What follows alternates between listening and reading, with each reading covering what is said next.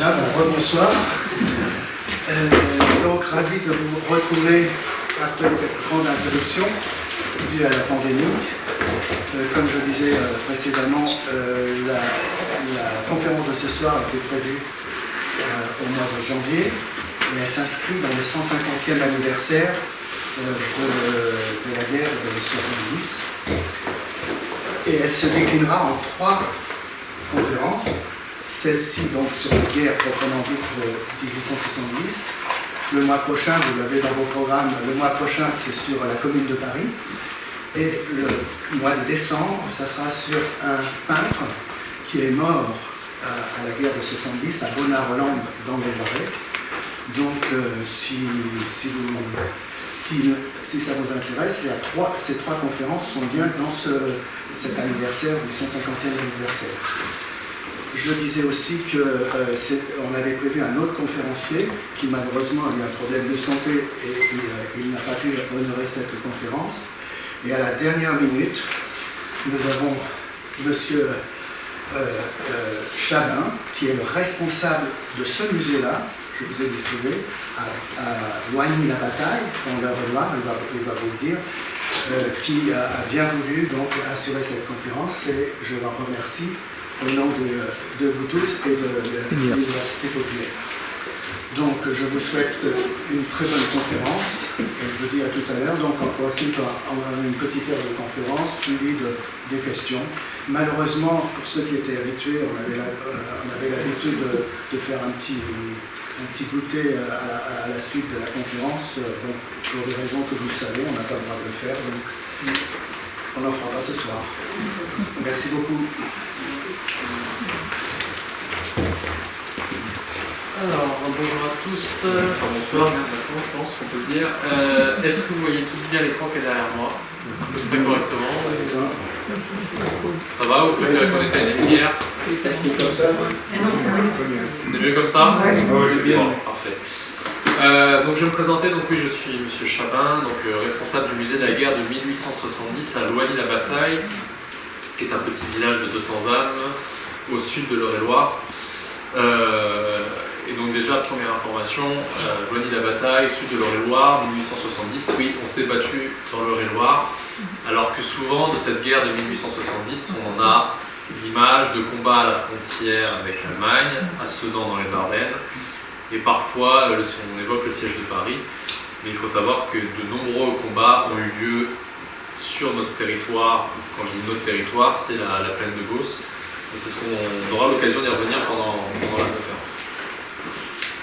Alors cette guerre de 1870, c'est d'abord la rencontre entre 2 projets politiques, puisque en 1870, la France est dirigée par un homme, celui-ci, Napoléon III, empereur de son État, qui dirige la France depuis 1848, puisqu'il a été élu comme président de la Deuxième République, puis a gardé le pouvoir en faisant un coup d'État le 2 décembre 1851.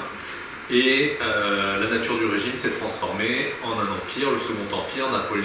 Louis-Napoléon Bonaparte a donc pris le nom de règne de Napoléon III.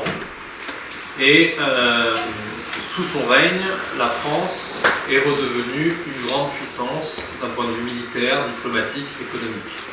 Pourquoi je dis redevenir?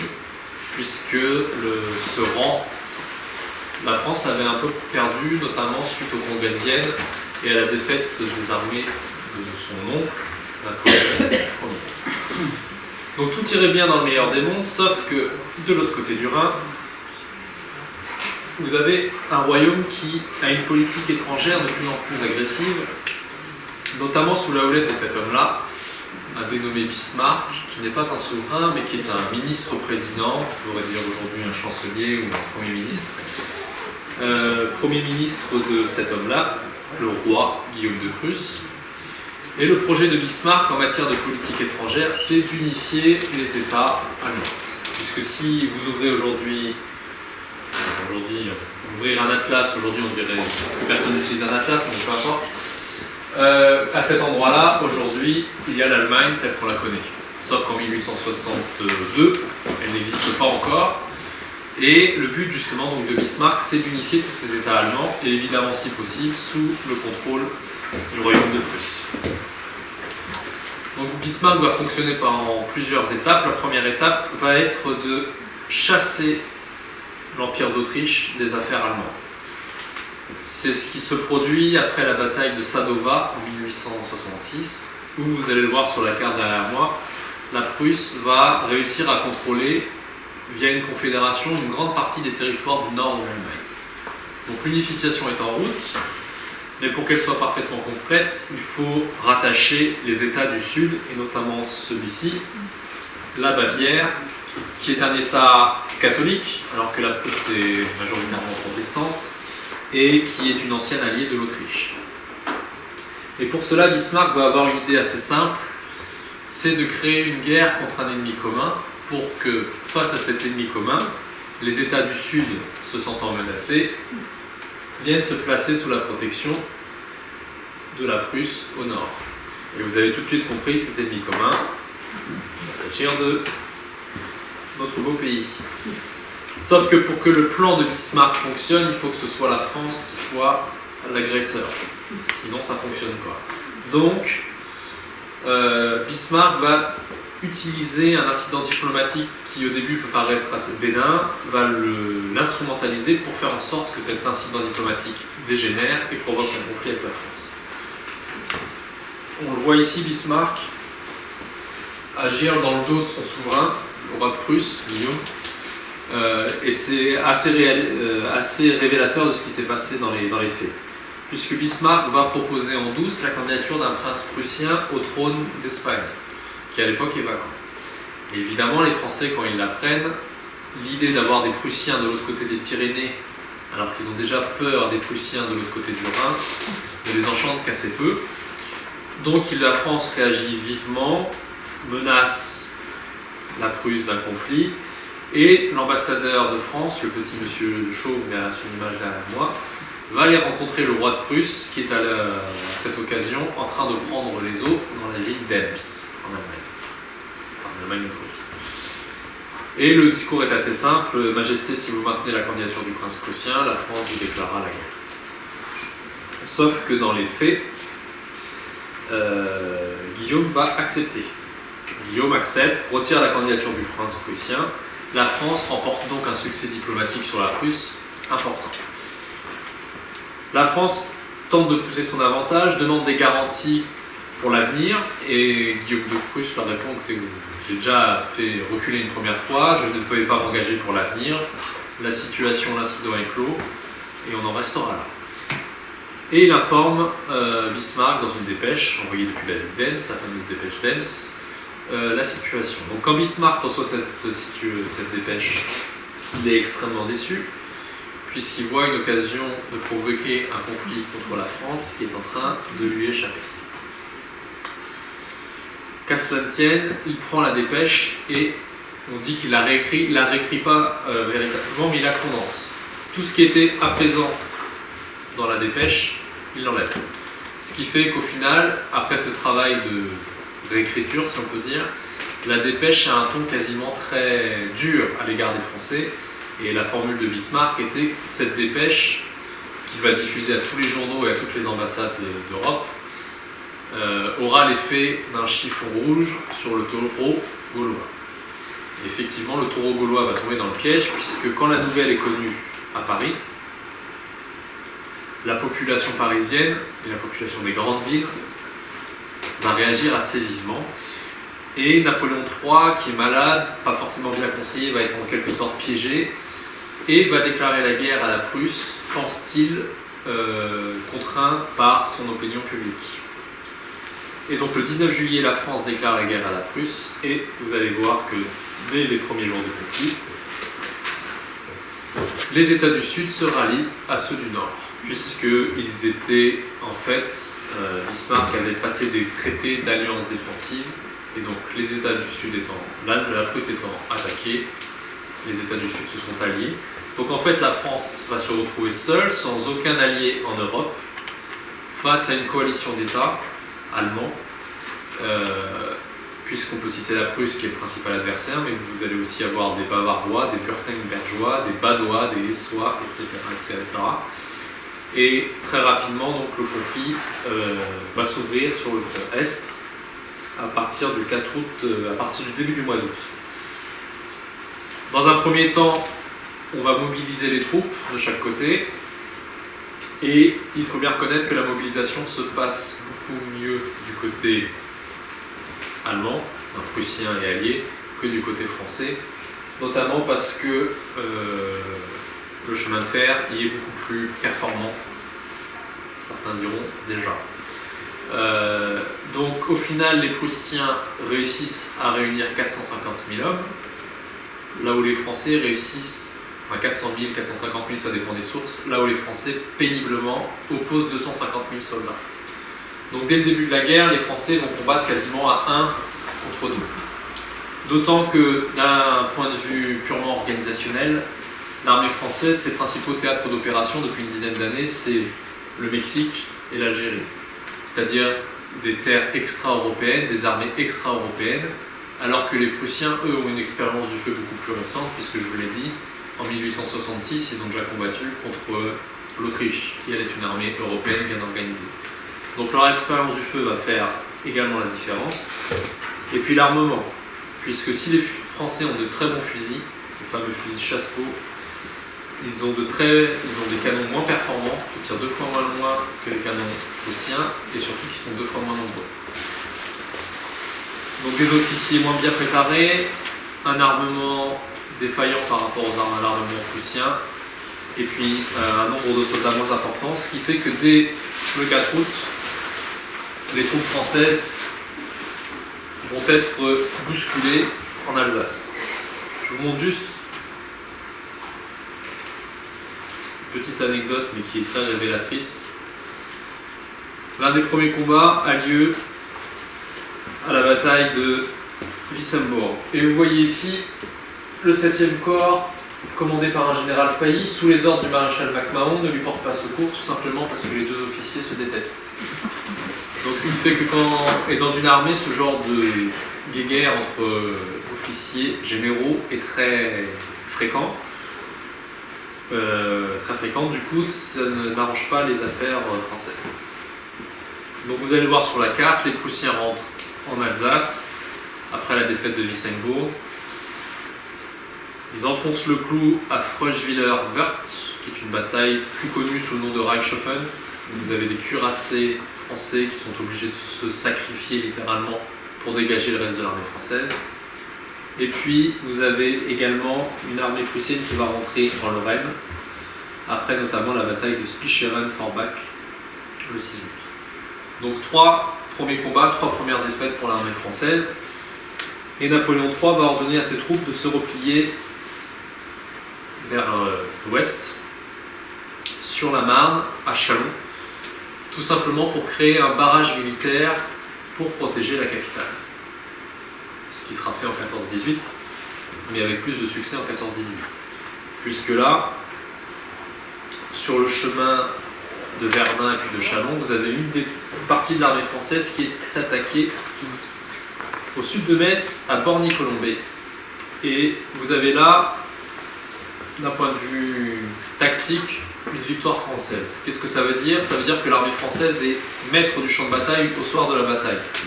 Sauf que, ayant été retardée de 24 heures, ça a permis à la 2e armée prussienne de la dépasser par le sud et de l'attendre de l'autre côté de la Moselle. Donc vous avez là typiquement une victoire tactique qui se transforme en défaite stratégique. Nouveau combat sous Metz, le 16 août, bataille de Rezonville-Marsatour, l'une des dernières grandes batailles de cavalerie de l'histoire, qui se termine là aussi par une victoire tactique française. Et là, notre ami Bazaine, le maréchal qui commande cette armée, a 2 solutions. Soit il contre-attaque les Prussiens, c'est faire preuve d'audace, ce ne sont pas ses ordres, mais cette audace-là aurait permis, d'après les chroniques militaires allemandes, de repousser les Prussiens. Pourquoi? Parce que les Prussiens ont perdu beaucoup d'hommes, ils sont épuisés, ils sont au bord de la rupture, et une contre-attaque les aurait très certainement fait reculer. Il aurait pu choisir la prudence, c'est se retirer vers Verdun puis vers Châlons comme c'était ses ordres, Sauf qu'il ne va faire ni l'un ni l'autre, mais il va décider de s'appuyer sur Metz. Et après la bataille de Gravelotte, le 18 août, vous avez 110 000 hommes de l'armée française qui se retrouvent piégés, puisque les Prussiens, comme Bazaine, s'est appuyé sur Metz, enfermé dans Metz. Les Prussiens en profitent, encerclent la ville, et vous avez 110 000 hommes, avec bagages et officiers, qui se retrouvent prisonniers de la citadelle, et qui vont évidemment manquer à l'effort de guerre français. Donc le 21 août, on est toujours sans nouvelles de Bazaine, et vous avez une partie de l'armée qui a quand même réussi à rejoindre Châlons. Sauf qu'on est sans nouvelles de Bazaine, donc Napoléon III, qui à ce moment-là est très malade, à qui on a clairement demandé de ne pas rentrer dans Paris par crainte d'émeutes, se retrouve, bon gré mal gré, obligé de repartir dans l'Est pour marcher à la rencontre de Bazaine. Et donc là, il faut s'arrêter 5 minutes, parce que vous avez des soldats qui ont marché plusieurs centaines de kilomètres pour aller à la frontière se battre contre la Prusse, qui ont été repoussés, qui ont fait plusieurs centaines de kilomètres dans l'autre sens. Et là, on leur redemande de faire plusieurs centaines de kilomètres, cette fois-ci pour remarcher à nouveau dans l'Est. Le tout avec 30 kg de matériel sur le dos, par une chaleur accablante, puisqu'au mois d'août 1870, il fait très chaud dans le pays. Donc évidemment pas des conditions optimales, et quand on rajoute à ça que le mouvement de l'armée française est annoncé dans la presse française, et que la presse française tombe dans les mains des Prussiens, forcément les Prussiens ne laissent pas passer leur chance, viennent à la rencontre des troupes françaises, et vont les pousser tout doucement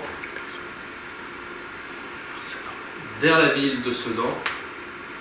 Pourquoi Sedan? Parce que c'est une frontière neutre, et donc l'armée française naturellement va être piégée.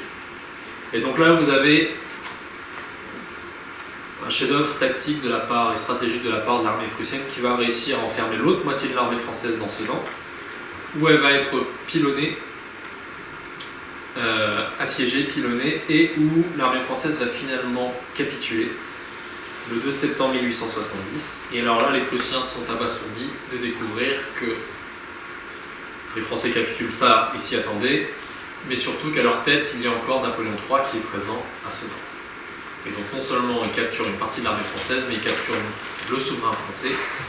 C'est seulement dans la 4e fois dans l'histoire de France qu'un souverain est capturé sur un champ de bataille, ce qui montre un petit peu plus encore l'étendue du désastre.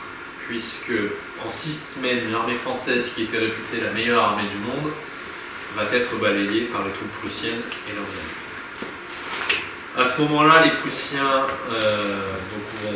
Bismarck va rencontrer Napoléon III, va tout faire pour l'influencer, pour le convaincre de ne pas capituler d'un point de vue politique, de revenir à Paris et de reprendre sa place, sauf que Napoléon III refuse, déclare qu'il a capitulé et qu'il faut désormais négocier avec la régente, qui est donc l'impératrice Eugénie, qui elle est restée à Paris. Donc les Prussiens pensaient que la guerre allait se terminer à ce moment-là. On va voir que l'on est tout autrement.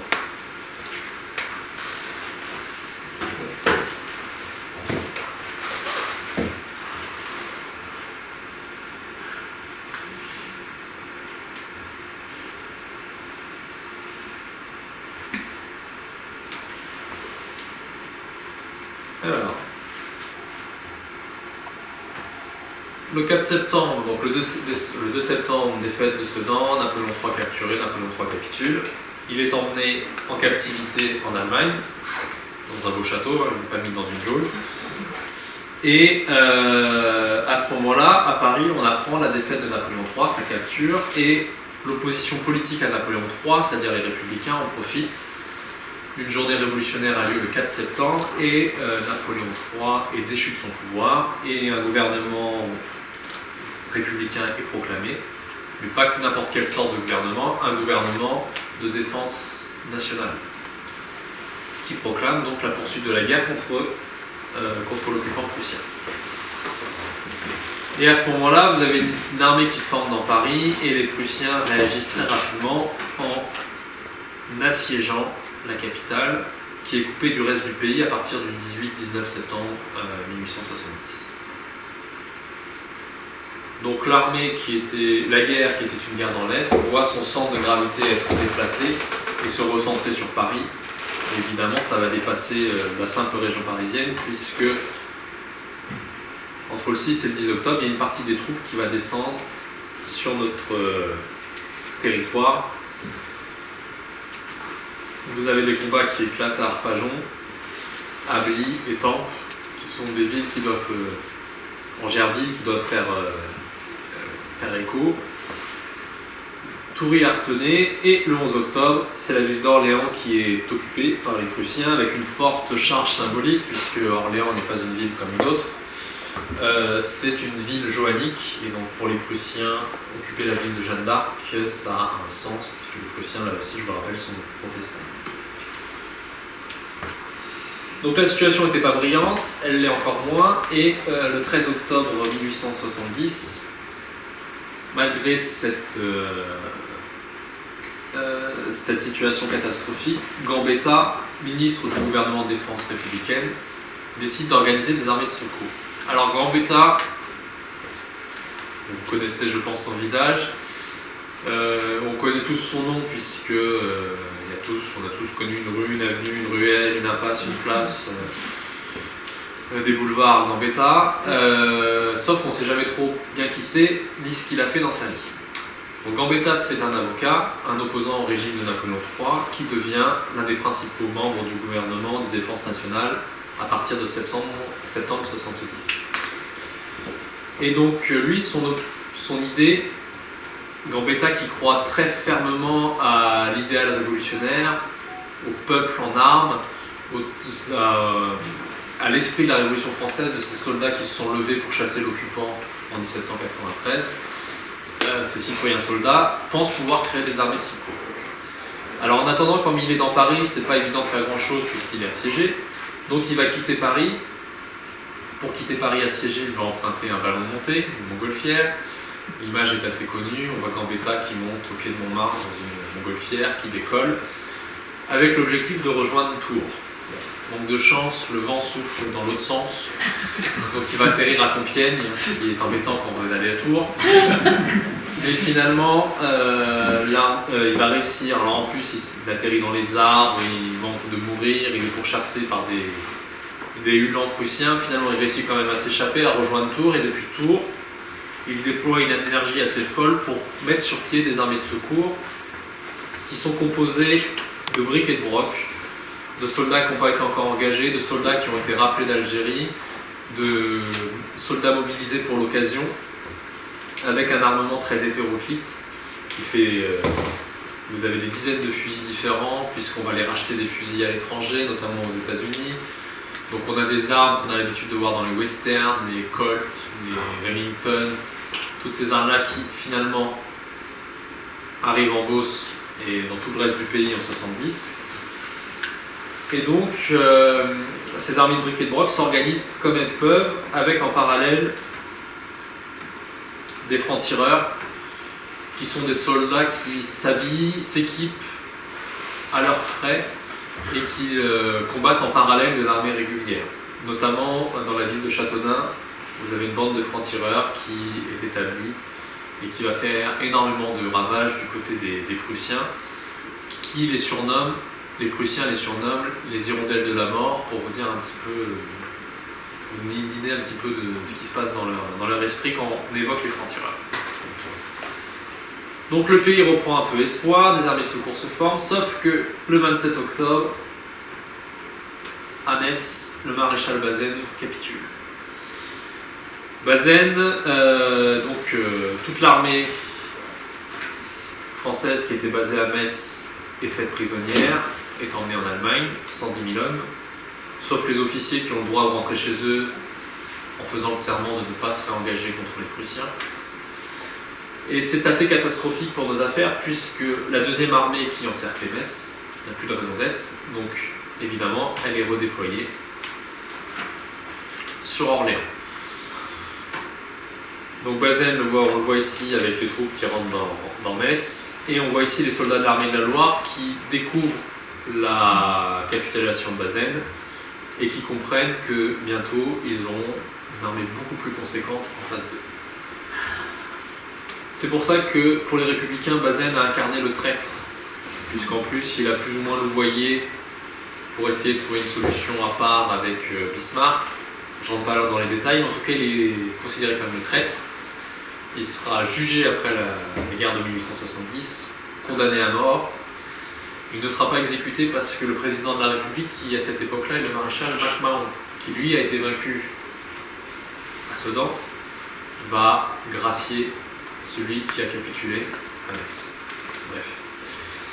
Il sera condamné à une peine de prison, mais il s'évadera. Plus exactement, on va lui ouvrir gentiment la porte et on va lui permettre de sortir. Et il refinira sa vie en exil en Espagne. Alors en attendant que cette deuxième armée arrive sur notre terrain d'action, l'armée française passe à l'attaque et remporte une victoire à Coulmiers. Alors Coulmiers, c'est un petit village à quinzaine de kilomètres à l'ouest d'Orléans. Et donc Orléans va être libéré, et c'est la première victoire de la guerre de 1870 côté français, mais la première victoire républicaine. Et ça a un sens aussi, parce que pour Gambetta, c'est la preuve que ces armées de secours peuvent être efficaces. Sauf que ce qu'il ignore, ou en tout cas ce qu'il feint d'ignorer, c'est que à Coulmiers, les Français ont remporté une victoire, certes, mais à 3 Français contre un Bavarois. Sachant que les Bavarois ne sont pas les soldats les plus efficaces en 70. Donc évidemment, les officiers français en ont conscience et ils savent pertinemment que quand ils vont rencontrer des troupes françaises, des troupes prussiennes, pardon, en nombre équivalent en phase 2, la donne sera complètement différente. Malgré cela, donc ça traînasse pendant tout le mois de novembre, les Français restent sur leur position, se retranchent autour d'Orléans, on lève de nouvelles troupes, mais les Prussiens ont bien compris qu'il y avait un danger sur la Loire, donc ils s'organisent eux aussi de leur côté. Et il faut attendre la fin du mois de novembre pour que les Français passent à l'offensive. L'offensive, c'est quoi? C'est de remonter vers le nord pour libérer le siège de Paris. Pourquoi à la fin du mois de novembre? Puisqu'à la fin du mois de novembre, il y a aussi une tentative de sortie de l'armée de Paris du côté de Champigny-sur-Marne et de Brie-sur-Marne, au sud-est de Paris, à est-sud-est de Paris. Donc le but, c'est de tendre la main au général Ducrot qui est en train d'essayer de sortir de Paris. Sauf que sur la route de Paris, par le chemin de Fontainebleau, l'armée française est battue à Beaune-la-Rolande. Le conférencier M. Richard qui devait intervenir est natif de Beaune-la-Rolande et donc connaît cette bataille par cœur. Moi je la connais beaucoup moins bien. L'armée française est battue, repoussée, et c'est au cours de cette bataille que va mourir Frédéric Bazigne, l'un des peintres les plus célèbres du XIXe siècle, sur lequel vous aurez une conférence, si j'ai bien compris, dans quelques semaines ici même.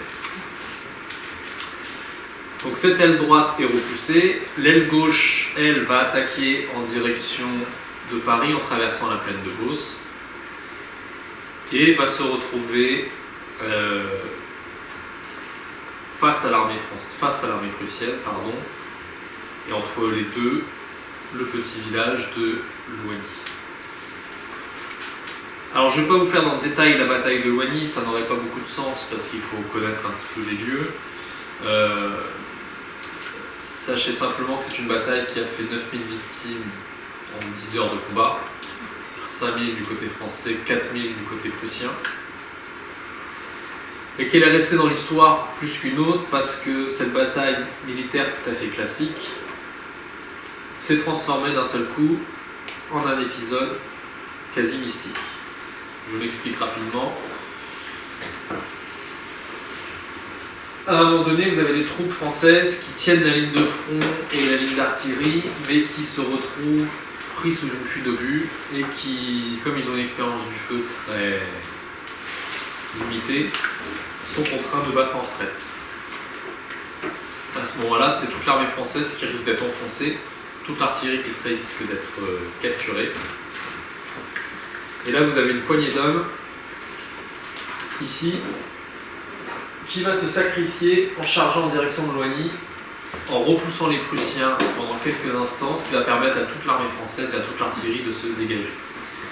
Et cette charge, elle est menée entre autres par un général, le général de Senlis, qui va être blessé sur le champ de bataille, et par le général de Charette et ses volontaires de l'Ouest, qui sont pour la plupart d'anciens zouaves pontificaux. Alors c'est quoi ces drôles de zouaves? Ce sont des soldats qui ont combattu pendant une dizaine d'années au service du pape Pie IX, qui ont combattu en Italie pour l'indépendance politique du pape. Vous savez qu'à l'époque, l'Italie c'est comme l'Allemagne, ça n'existe pas au sens où on la comprend aujourd'hui, mais c'est une mosaïque de différents États, parmi lesquels le royaume du Piémont, la Prusse du Sud, si on peut dire, cherche à unifier tout le royaume d'Italie. Sauf que ça passe par l'annexion des États pontificaux. Et ça, les catholiques français et européens, ils sont vivement opposés. Donc il y a beaucoup de volontaires français, belges, hollandais qui viennent se battre aux côtés du pape. Sauf qu'en malgré tous leurs efforts, en 1870, Rome tombe. Le pape se considère comme prisonnier au sein du Vatican. Et donc les ordres pontificaux sont remerciés et reviennent se battre, reviennent en France. Et leur commandant, un certain Charette, décide de se mettre au service de la République, de proposer ses services aux armées de la République. Charette, c'est le petit-neveu d'un autre Charette, célèbre grâce au Puy du Fou. Il avait quand même été célèbre un peu avant, j'exagère quand même. Qui lui s'était battu contre les armées de la République pendant la Révolution française et qui avait été fusillé par les armées de la République. Donc là, vous avez son petit-neveu qui propose ses services aux armées républicaines, une espèce de renversement d'histoire, tout simplement parce que pour beaucoup de catholiques, dont fait partie Charette, la guerre de 1870, de manière plus large, est une punition divine qu'il va falloir, il va falloir racheter ses fautes, racheter les péchés de la France en versant son sang, donc en combattant. Alors que ces péchés, quels sont-ils? Avoir abandonné le pape en Italie, avoir profité pendant tout le Second Empire des fêtes du faste impérial, et de manière plus générale, avoir abandonné son statut de fille aînée d'Église.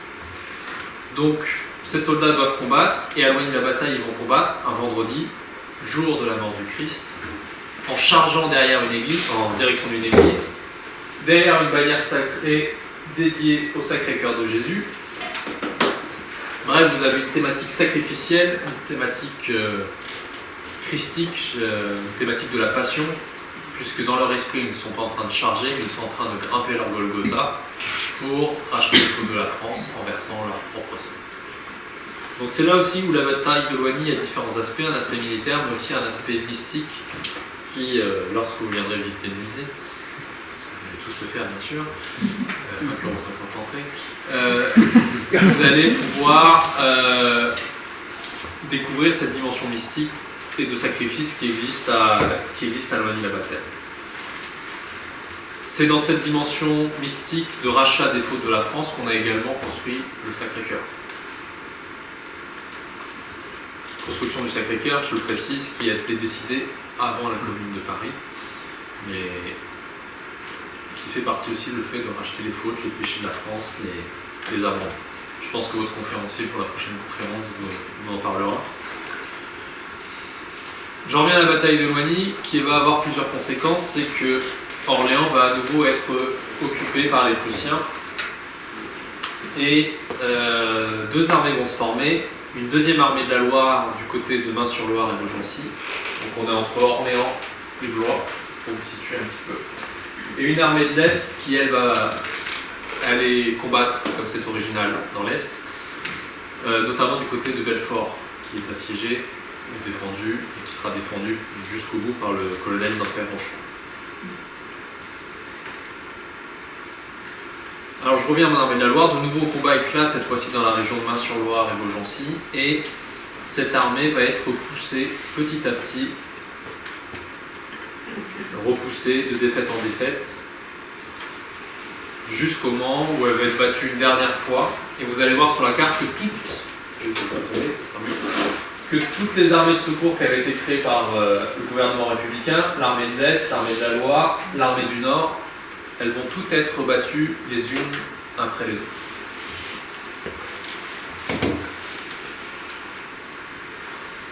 La guerre n'est pas terminée, mais on est au mois de janvier 71, le 18 exactement, et Bismarck choisit ce jour, qui est l'anniversaire du couronnement du Frédéric de Prusse, et un lieu, la Galerie des Glaces, on y reviendra tout à l'heure, ce n'est forcément pas anodin, pour faire proclamer l'Empire allemand. Et donc Guillaume de Prusse, ici, il était roi de Prusse, il devient également le Kaiser, c'est-à-dire empereur allemand. Et donc là, c'est la carte que vous avez au début de la guerre de 1870, la carte que je vous ai montrée tout à l'heure. Et après la guerre de 1870, en tout cas vers la fin de la guerre de 1870, vous avez l'Empire allemand, l'Allemagne unifiée, qui pour la première fois apparaît sur une carte d'Europe. Avec évidemment de nombreuses conséquences sur la géopolitique européenne, puisque là vous avez un mastodonte qui apparaît au cœur de l'Europe. Le 28 janvier, l'armistice est proclamé dans tout le pays. Il y a une partie de l'Est qui n'est pas concernée, mais peu importe. Et le gouvernement qui était en fuite à Bordeaux, vous savez que les gouvernements français, généralement, quand les Allemands nous rendent visite, souvent du côté de Bordeaux, là en 70 c'est pareil, ils reviennent, mais pas dans la capitale, à Versailles. Alors pourquoi Versailles?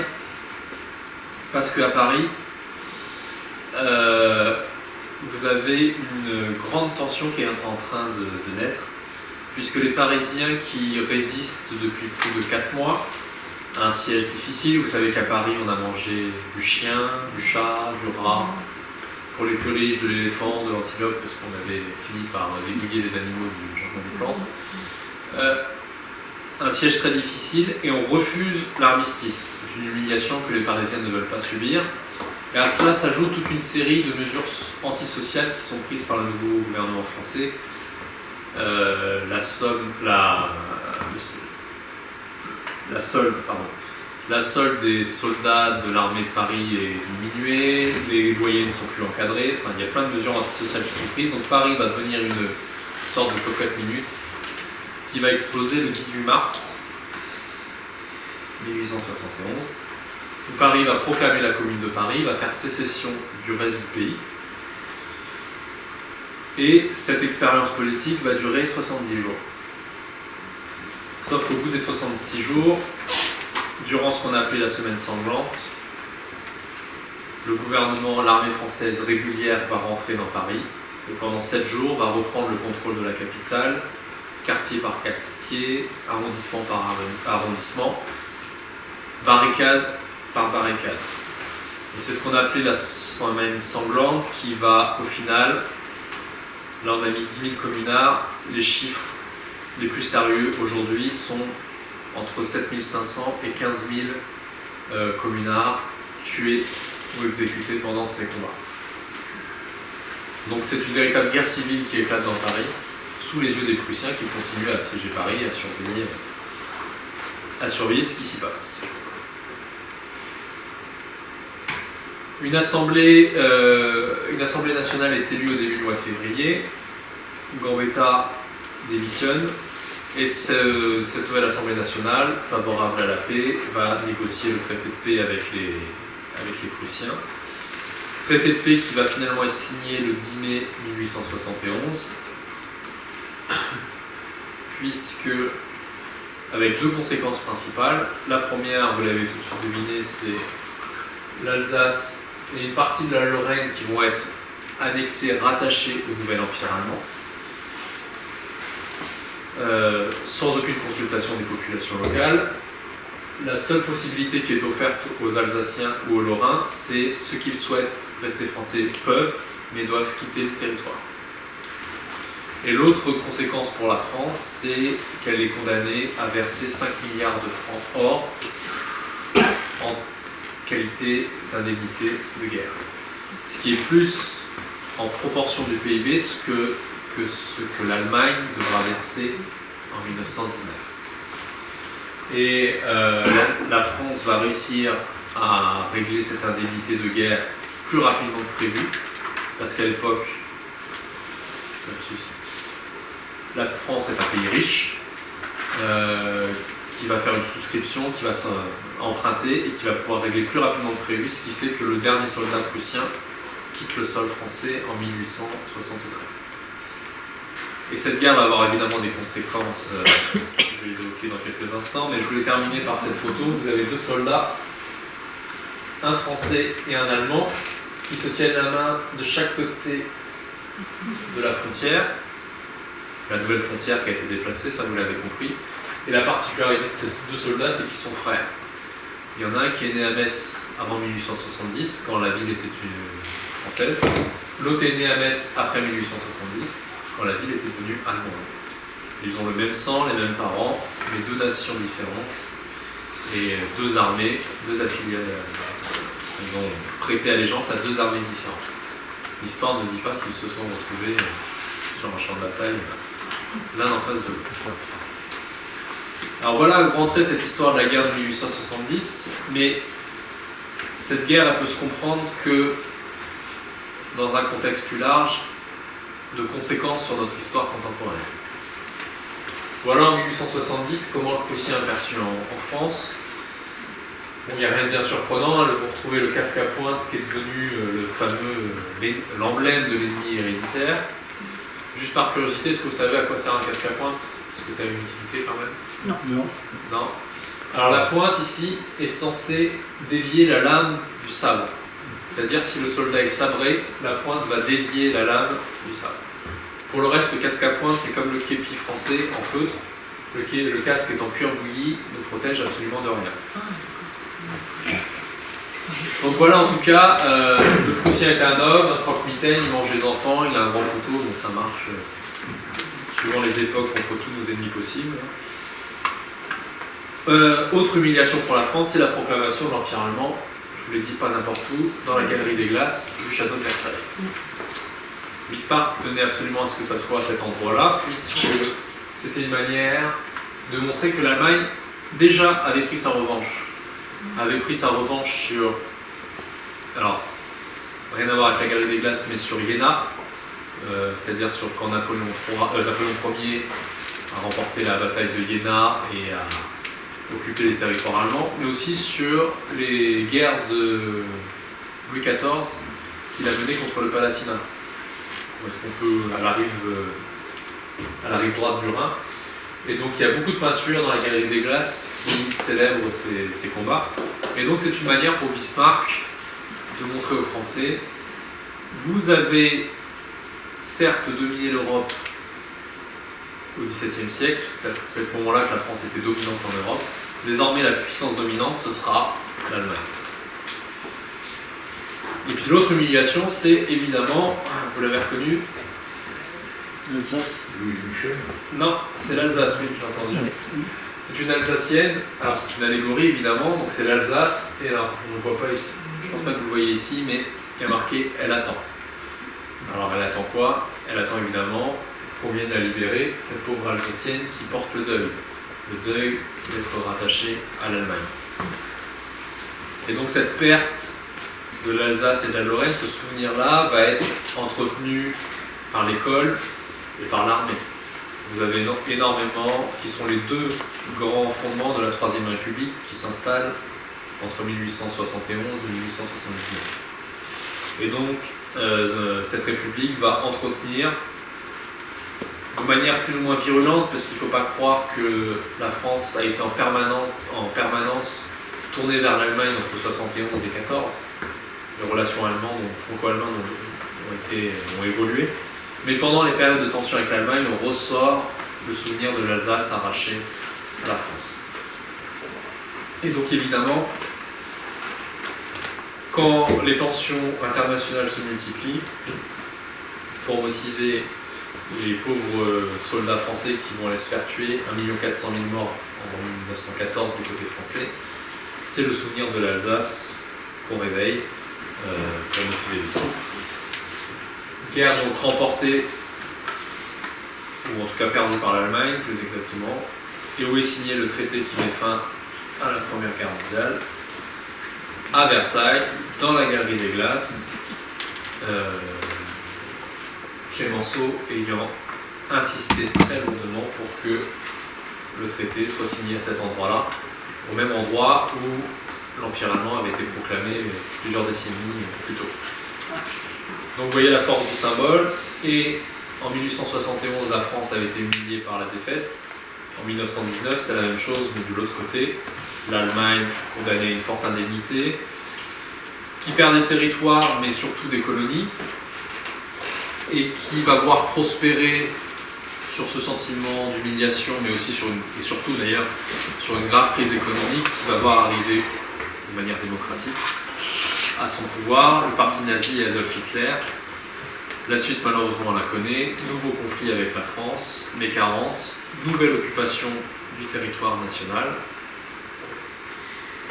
Et donc on en arrive en 1954, 10 ans après la libération du territoire, où quand on évoque le projet d'une armée européenne commune, projet qui est toujours plus ou moins dans le carton, enfin, qui ressort de temps en temps, mais sans vraiment que ça aboutisse, et vous en avez qui sont favorables, puisque 1870, 71, 14, 18, 39, 45, 3 guerres, ça suffit, plus jamais ça, un discours de paix, un discours pacifique si vous voulez être plus nuancé.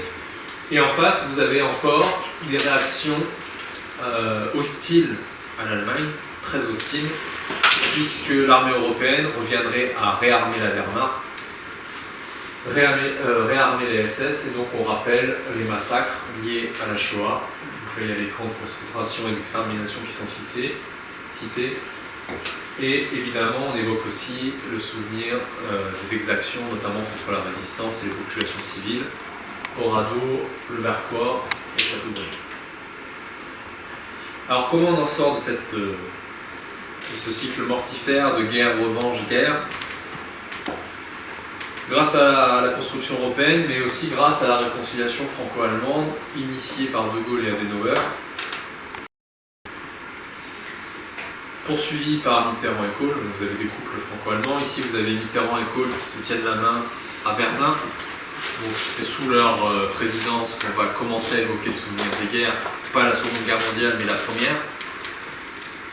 Et puis, donc, je vous disais, la construction européenne qui a permis, malgré tous les reproches qu'on peut faire à l'Europe, et il y en a sûrement de nombreux, de maintenir en Europe de l'Ouest une période de paix dont la durée est à ce jour inédite. Ça fait 76 ans que l'Europe de l'Ouest n'a pas connu de conflit sur son sol.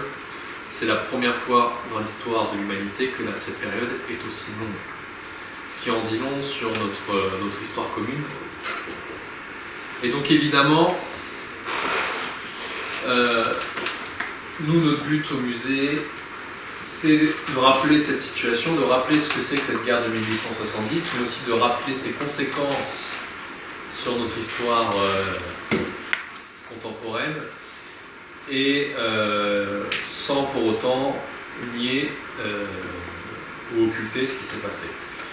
Et vous avez cet événement qui s'est déroulé en 2013. Vous avez donc le président français de l'époque, François Hollande, le président allemand, et un des derniers... alors peut-être savez-vous, la photo a été prise? Non. Alors au Radour-sur-Glane, dans l'église où avait eu lieu ce terrible massacre, et entre les deux, vous avez le petit garçon qui, à l'époque, avait réussi à s'échapper et à survivre. Et en 2013, c'est l'un des derniers survivants, il est mort depuis, je crois, qui est encadré par un président français et un président allemand. Et donc, dans ces lieux qui sont symboles de la pire horreur qu'il soit, rappelez que Français et Allemands ont réussi à se réconcilier, ont réussi à construire un avenir commun, sans oublier les drames du passé. C'est un petit peu ce qu'on essaye de, nous, à notre manière, de perpétuer au musée. Pour rappeler à chacun, et là c'est une vision de l'ossuaire de Loigny, que la guerre c'est ça. Sans détour, sans circonvolution. Vous avez ici l'ossuaire de Loigny, vous avez 1260 soldats français et prussiens qui reposent depuis 150 ans. Et donc c'est ce qu'on essaye de transmettre, notamment aux jeunes générations, aux jeunes ou aux moins jeunes, en rappelant que la paix, c'est bien de le rappeler souvent, que la paix n'est pas un bien acquis ad vitam aeternam, et qu'il faut notamment l'enrichir, la sauvegarder, et c'est ce qu'on essaye d'enseigner aux jeunes futurs, notamment futurs citoyens. Je vous remercie.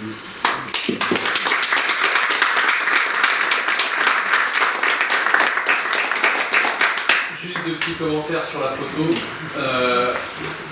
Beaucoup de crânes sont transpercés. Ce sont des traces de balles. Il faut savoir qu'à l'époque, je vous l'ai dit tout à l'heure, le képi français, le casque à pointe prussien ne protège de rien. Mais les nouveaux fusils permettent de combattre couché. On peut recharger couché. Avant, on était obligé de recharger debout. Ce qui fait que la seule chose qui dépasse, souvent, c'est la tête. Et autre chose qui fait aussi écho à ce que je disais il y a quelques instants, vous avez des crânes avec des dentitions en très bon état, ce qui suppose des soldats jeunes, très jeunes. À Loigny, vous avez certainement des soldats qui ont combattu entre 15, 16, 17 et 18 ans. On essaye de rappeler là aussi à nos jeunes générations. Si vous avez des questions, bien sûr, n'hésitez pas.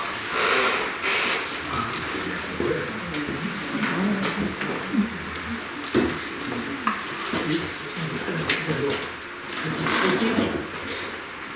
Il me semble, j'ai mal vu, que justement au musée de la Bretagne, il y a peu d'allusions à cette présence dans l'église de Loigny de restes mortuaires, de ossements.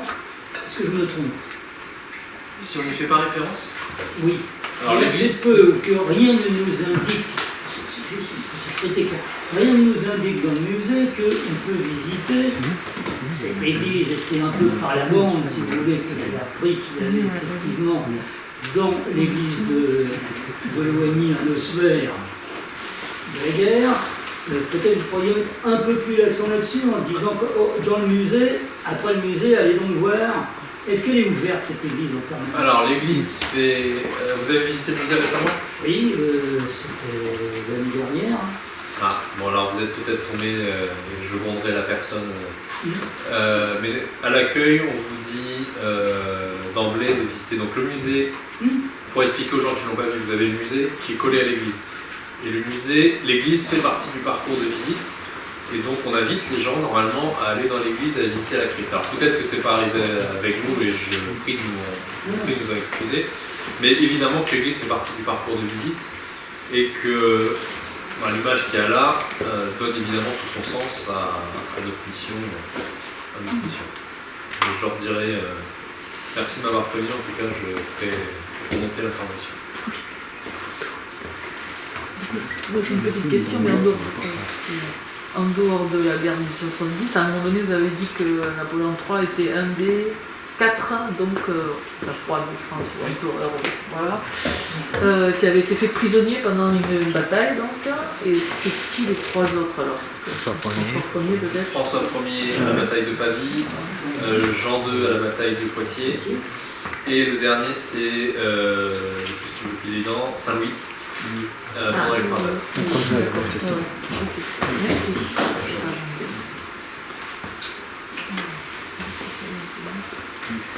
Oui. Je me permets de poser une deuxième question. Allez-y, je vous en prie. À propos de la mémoire collective de cette guerre de 70. Oui. Parce que, bon, me souvenir qu'on a un peu des batailles de la guerre de 70, on pense Gravelotte, Reichshoffen, bon, pourquoi? Parce que Nazi est mort là, sinon personne n'aura l'idée de ça. Et je dois dire que Loigny, la bataille, on n'en parle pas trop. Hein. Et justement, ce que j'aimerais savoir, quand vous avez fait votre musée, est-ce que parmi la population des environs, vous avez pu déceler des souvenirs, une mémoire de ces combats qui ont eu lieu en 1870? Une mémoire qui est relativement plutôt enfouie. Si vous sortez dans la rue et que vous faites un sondage, qui connaît la guerre 70, qu'est-ce qui s'est passé, qui a gagné, ça commence quand, ça finit quand, vous allez avoir des réponses, vous allez avoir peut-être 10% de la population qui la connaît, j'espère. Donc on a à peu près cet ordre-là. Le dernier souvenir, je pense que c'est vraiment les personnes très âgées qui sont 80-90 ans, qui ont connu leurs grands-parents, qui ont connu la guerre 70. Parce que finalement, c'est pas c'est pas si vieux que ça comme événement. On en est à 4 générations. Donc moi j'ai des gens j'ai fait une visite pour un EHPAD un jour, et la dame vient me voir, elle me dit moi j'ai connu, mon grand-père a vu brûler la ferme qui est là. Je me montre la ferme de l'autre côté de la rue. Et pendant un instant je me suis dit non mais c'est pas possible. Non, c'est pas possible. Et puis moi j'ai recalculé, et je lui en ai parlé, il m'a dit oui, ma grand-mère m'a raconté, mon grand-père m'a raconté, il avait 7 ans, il avait été évacué du village parce que les combats étaient imminents, il a vu la ferme brûler. Il y a une autre dame qui m'a raconté que sa grand-mère lui avait dit qu'il fallait dès les Prussiens arrivaient, on devait se cacher dans la cave, parce que comme je vous ai montré l'image tout à l'heure, les Prussiens mangent les enfants. Voilà, donc on a comme ça des petites histoires qui remontent, mais de manière globale, si vous prenez la population globale, la guerre de 1870, c'est une chose. Oui, parce que je suis très étonné, je ne vais pas vous raconter une histoire, mais mon arrière-grand-mère est originaire de Terminier, donc à quelques kilomètres. Hein. Oui. Toute ma famille est originaire de Songeville, donc à quelques kilomètres aussi. Donc, si vous voulez, j'ai été très étonné quand j'ai découvert, éloigné la bataille de ce secteur, de n'en avoir jamais entendu parler. J'ai un grand-père qui était né en 1890, donc c'est 20 ans après. J'aurais pu penser que ses parents auraient pu lui parler, parce que c'était des gens nés, disons, dans les années 1860. Or, je n'ai jamais entendu aucune allusion à cela pour une bataille qui a lieu à quelques kilomètres de chez eux. Et j'ai l'impression que c'est un peu le cas partout, c'est-à-dire que le souvenir de cette guerre de 70... L'autre, c'est assez facile déjà, la mémoire s'estompe avec le temps, mais c'est surtout qu'il y a la Première Guerre mondiale qui est passée entre les deux, et qui est une guerre qui a fait... Alors, il y a 140 000 morts en France pendant la guerre de 70. Il y en a 1 400 000 pendant la guerre de 14-18. Donc, la guerre de 14-18 a concerné tous les territoires, pas parce qu'il y a eu des combats, mais parce que toutes les familles ont été touchées. On a tous dans nos familles un arbre généalogique qui s'arrête à un moment donné parce que mort au combat. Et puis la mémoire nationale, la mémoire organisée qui existe après 70, on a quelques monuments qui sont construits, se généralise après 14-18. 14-18 qui est aussi, entre guillemets, une victoire, et qui a estompé la défaite de 70. Il y a beaucoup de gens encore qui me demandent, et j'avoue que j'ai toujours pas compris pourquoi on me posait cette question, mais pourquoi vous faites un musée sur une défaite? J'avoue qu'à chaque fois je bloque dans ma réponse parce que les conséquences. C'était assez occulté quand même, hein, cette défaite, même l'origine de Napoléon III. À l'école, à l'école communale, on n'en parlait pas spécialement. C'était vraiment comme la guerre de Vendée, hein, c'est un truc qu'on envoie de parenthèse. Hein. Alors le régime de Napoléon III a été victime d'une légende noire, ça c'est indiscutable. Ne serait-ce que chercher dans Google une adresse, une rue, une place, Napoléon III, vous n'en trouverez pas. Il y en a une à Paris, à ma connaissance. Le reste, il n'y en a pas. Donc forcément la République a éteint le souvenir du Second Empire. Et la guerre de 70, la mémoire a été maintenue, mais pour préparer la revanche. Et elle a été maintenue sous une forme, alors c'est dommage, je vais regarder s'il y en a. Mais la mémoire, notamment Loigny par exemple, c'est une mémoire qui a été entretenue parce que ça a été une défaite glorieuse. La charge des oeufs pontificaux, le sacrifice des Zouaves, le calvaire du général de Senlis, c'est l'événement héroïque qui relègue au second plan la défaite. Il y a un tableau très célèbre pour la bataille de Sedan, qui est le tableau Les Dernières Cartouches. Je ne sais pas si vous parle. Là aussi, la défaite de Sedan, c'est l'une des pires défaites de notre histoire. On a un empereur capturé, un pays qui s'écroule, enfin bref. Mais pourtant, on a retenu des soldats enfermés dans une auberge qui combattent jusqu'à la dernière cartouche. Donc là, ça a été une mémoire guerrière en fait pour préparer les esprits à la revanche de 1914-1918. C'est ça qui est intéressant de voir à cette époque. Moi, je parlerai simplement des clubs de gymnastique. Oui. Ça c'est en Picardie. Et donc, dans les villages, une des raisons de la défaite, c'était que les troupes prussiennes, les troupes en face, étaient mieux entraînées. Oui. Et donc, avant 14, mon père faisait partie du groupe de gymnastique du village. Du groupe de gymnastique avec ce qu'on peut imaginer comme un grégnon tout autour. Et dans un village, en plus c'est dans le Lot, ça, dans l'école, dans une annexe de l'école, vous avez des fusils en bois qui sont là pour les entraînements, etc. Les fameux bataillons scolaires avec donc les seuls. Je ne sais pas si je l'ai ici. Sinon je vais vous le montrer. Alors le tableau, les dernières cartouches, c'est celui-ci. Tableau célébrissime autour de la guerre de 70. Donc voilà, l'héroïsme des soldats français qui se battent jusqu'à la dernière cartouche. Le sport, vous avez tout à fait raison. Je vais vous donner qu'un seul exemple. Bon, voilà, c'était une conférence sur Orléans, donc évidemment, ça va pas vous. Ça va pas vous parler beaucoup, mais moi qui aime bien le football, vous avez à Orléans, ça s'affiche pas, c'est pas grave, un club qui s'appelle le Club Arago, qui est l'ancêtre du club de foot d'Orléans à l'heure actuelle. Et Arago, c'est le nom d'un soldat, d'un officier qui a été tué pendant la guerre de 1870, pendant la défense d'Orléans.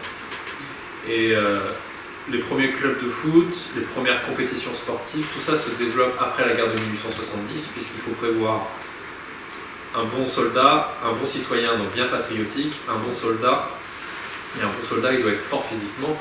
Donc on va développer du sport. Donc la gymnastique à l'école, c'est aussi pour ça que se développent les premiers événements sportifs. On a couru Paris-Roubaix le week-end dernier. C'est créé entre 1870 et 1914. Le Tour de France, les Jeux Olympiques, etc. Bon, même si les Jeux Olympiques ont une dimension plus pacifique à la base. Mais effectivement. Autre exemple de mémoire entre guillemets instrumentalisée, la médaille commémorative sur la guerre de 1870-71. Alors avec un ruban de deux couleurs, le vert et le noir. Le noir, c'est le deuil de la défaite. Le vert, c'est l'espoir de reconquérir les territoires perdus, dont porte le deuil, là aussi la présence du ruban noir. Sauf que ce qui est intéressant, c'est que cette médaille, il a fallu 40 ans pour que l'État la mette en place et la distribue aux vétérans 70-71. En 1911, il y en avait déjà un certain nombre qui n'étaient plus là. Et ce qui est intéressant aussi, c'est qu'elle a justement été créée en 1911, à une période de tension très très forte avec l'Allemagne, notamment autour du Maroc, etc. 3 ans avant le déclenchement de la Première Guerre mondiale. Donc vous voyez là aussi qu'on est dans la mémoire, qu'on instrumentalise l'histoire pour préparer les esprits à un but bien précis, en l'occurrence la revanche contre l'Allemagne. Je voulais vous montrer quelque chose, mais j'ai oublié. Ah oui, c'est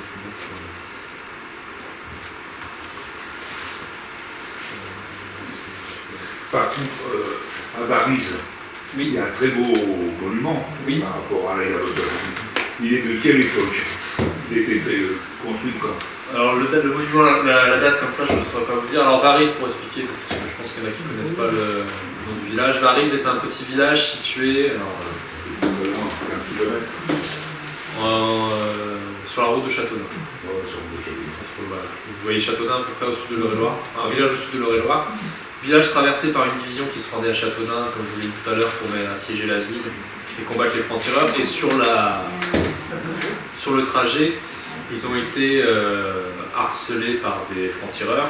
Et donc les deux villages en représailles ont été brûlés.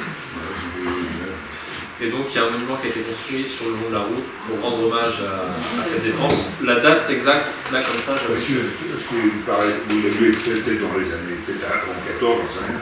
Mais en 40, les Allemands, quand ils sont venus, ce qui me surprend, c'est qu'ils ne l'ont pas détruit, parce que ce qui est écrit dessus, c'est pour flatteur pro, quand même.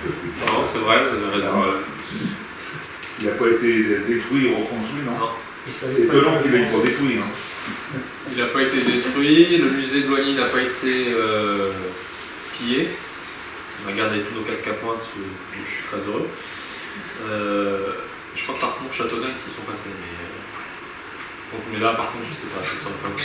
C'est vrai que c'est une bonne question parce qu'on peut très bien se dire que Châteaudun ça a été pas mal brûlé aussi, je crois. Châteaudun a été brûlé très largement.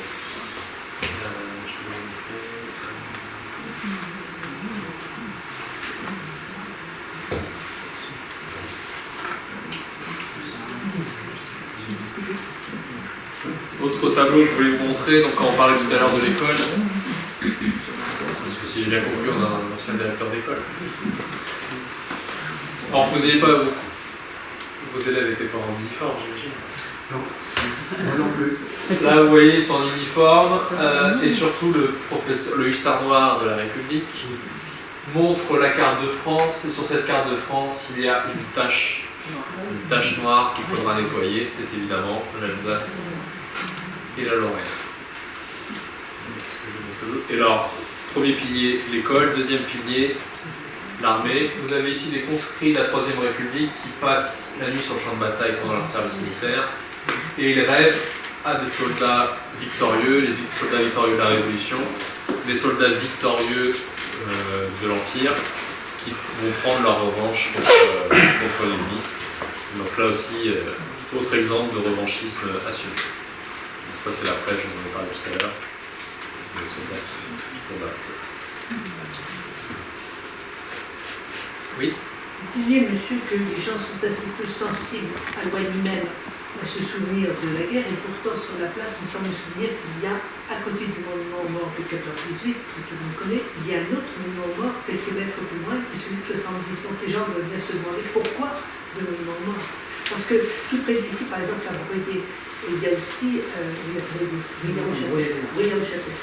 aussi un monument de 70, mais qui a été réutilisé, semble-t-il, pour 14-18, c'est le même. Tandis que là, à Loigny, il me semble que ce sont deux monuments à quelques mètres de distance. Les gens du pays doivent bien se poser des questions et se demander pourquoi il y a deux monuments morts. Oui, mais les gens ne sont jamais trop curieux de nature. Et là aussi, si vous faites un sondage, je pense qu'on sera très déçu, pas surpris, mais déçu quand même du résultat. Sachant qu'il c'est pas le seul monument, il y a 10 monuments sur le champ de bataille, un peu plus. Des monuments d'inspiration laïque comme celui que vous citez, qui est une sorte de monument mort type 14-18, plus des monuments religieux qui célèbrent le sacrifice des œuvres pontificaux, donc une croix, une colonne avec le Sacré-Cœur de Jésus, donc il y a énormément de choses qui interpellent. Après, c'est la curiosité des gens qui pousse, qui fait ou pas, qui vont fixer la question. Après, il y a aussi le fait qu'il faut avoir une occasion de passer à Loigny à l'hôtel. C'est une autre affaire. Alors, il y a un petit village dans la Nève où en fait ils ont fait ériger une chapelle parce qu'ils avaient fait un vœu que si les chrétiens ne venaient pas jusqu'à leur village, ils feraient cette chapelle. Vous connaissez la basilique la plus célèbre de France qui a été faite sur ce vœu-là, à Lyon, la basilique de Fourvière. C'est ce vœu-là. Lyon ayant été épargné par la guerre de 70, la basilique de Fourvière a été élevée. Si vous allez à Wörth, vous avez dans les champs tout autour une multitude de monuments en mémoire des Prussiens qui se sont fait abattre. Mais la deuxième question que je voulais vous poser, c'est la Prusse est encore présente en mai 1871, au moment de la Commune, et à quel moment les troupes allemandes quittent-elles le territoire définitivement? Alors le dernier Prussien en 73, quand les indemnités de guerre sont payées, c'est le dernier Prussien qui quitte le territoire. Plus rapidement que prévu, puisque l'indemnité de guerre va être payée avec de l'avance sur le calendrier. Et en 18, alors les Allemands, ils l'ont payé complètement leur dette? Non. Ils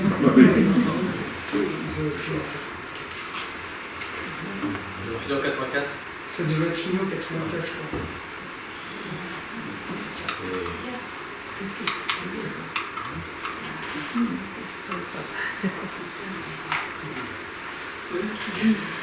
C'est vrai que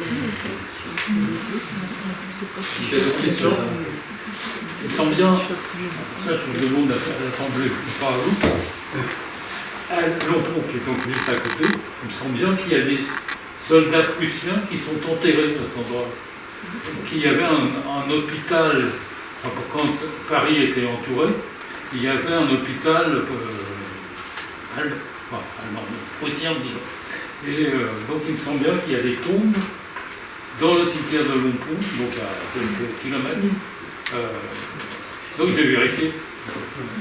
C'est tout à fait probable. Hein. Enfin, ça serait pas surprenant. Alors, le territoire envahi pendant cette guerre-là, Oui. ça va jusqu'en Normandie, non? Non, à peine. Alors ça va jusqu'au bas du Cotentin. Ouais. Ça laisse le nord tranquille et chez nous, ça, je peux vous montrer une carte, vous montrer le site.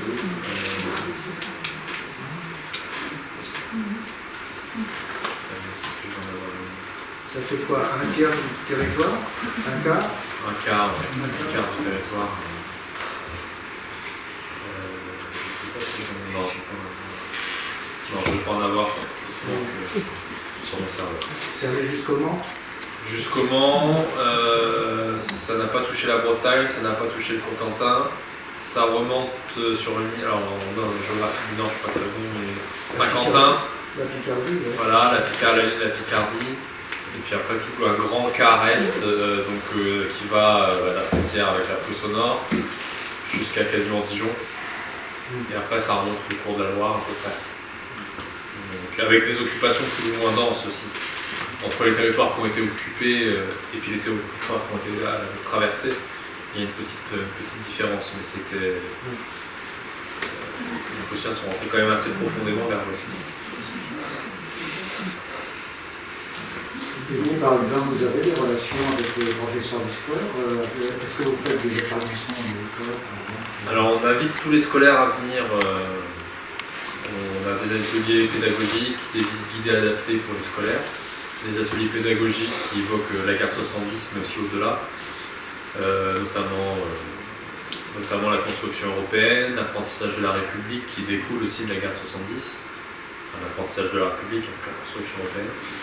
On évoque aussi la laïcité, on évoque les deux conflits mondiaux, donc on évoque vraiment un champ très large. Et donc oui, effectivement, on invite les scolaires à venir pour essayer de lui transmettre ce message-là, de leur raconter que l'histoire, c'est comme le rétroviseur d'une voiture. De temps en temps, il faut quand même regarder derrière pour conduire en sécurité. Et bon, c'est ce qu'on essaye de leur transmettre. Et ça fonctionne assez bien parce qu'on a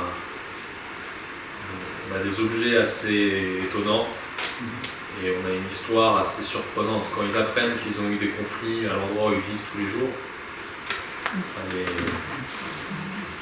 les interpelle. Je ne sais pas si ça les intéresse, mais en tout cas ça les interpelle. Ça, c'est sûr.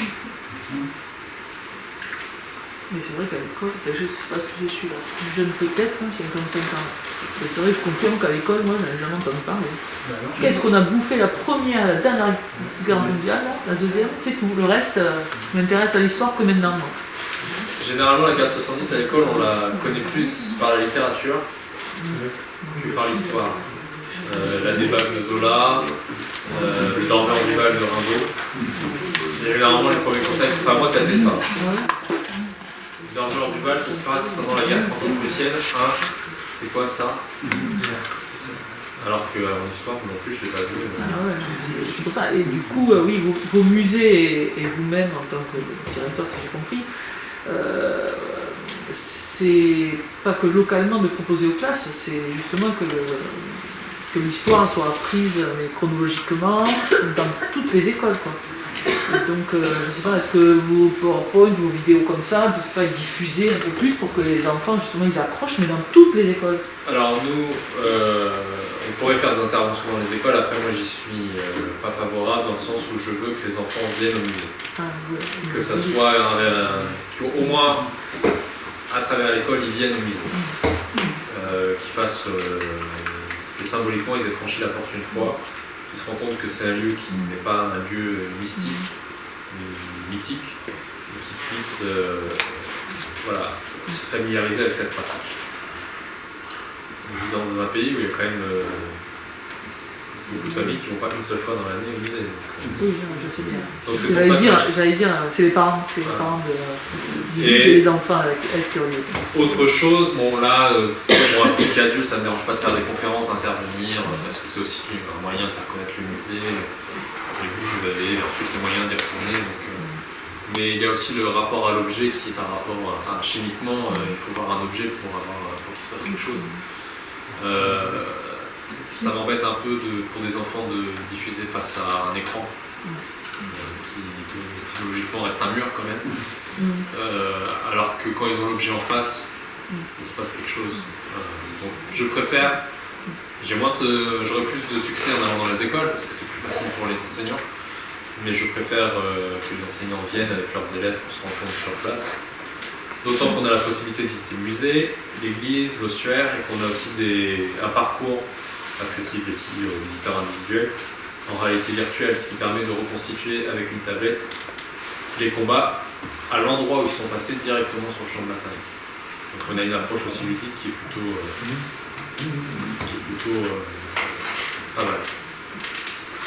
Excusez-moi, j'ai vu une amie qui a écrit une monographie sur les guerres de 70 et elle nous a dit qu'une bonne partie des soldats dans sa région, côté de Saône, n'avaient pas de bottes, ils n'étaient pas chaussés. Oui. Oui. Bon, les soldats étaient obligés d'aller détrousser des cadavres pour pouvoir avoir les pieds au chaud. Mais vous avez un peintre qui s'appelle Lançon. Il y a pas mal de reproductions sur. Je vais vous en montrer une, c'est dans les mémoires.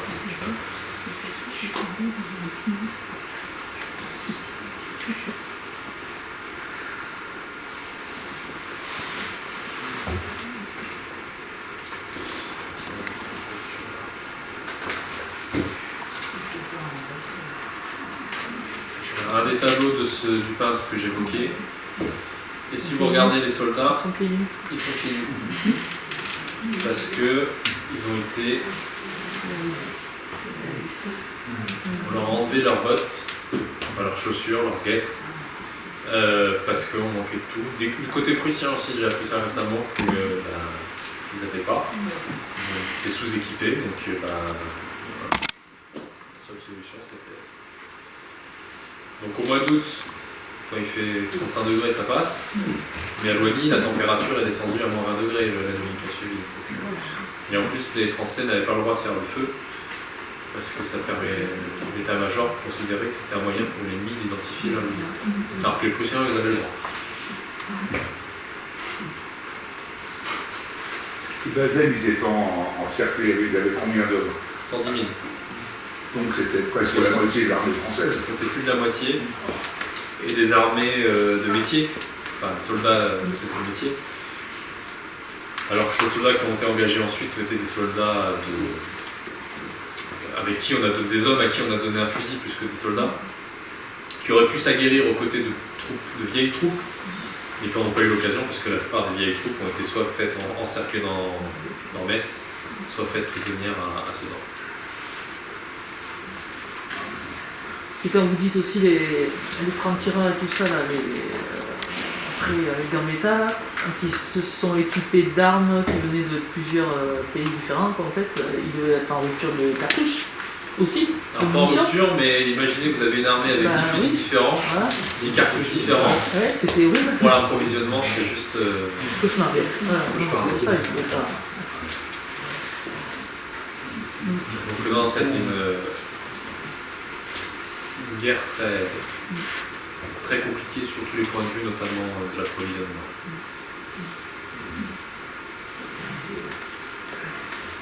Bien, je pense qu'on va pouvoir terminer comme ça. Et bien, parfait. Eh bien, merci beaucoup. Merci à vous. Merci aux conférenciers surtout. Et puis peut-être dans un mois, donc c'est le 9 novembre, je crois. Mardi 9 novembre, donc ce sera sur la commune de Paris.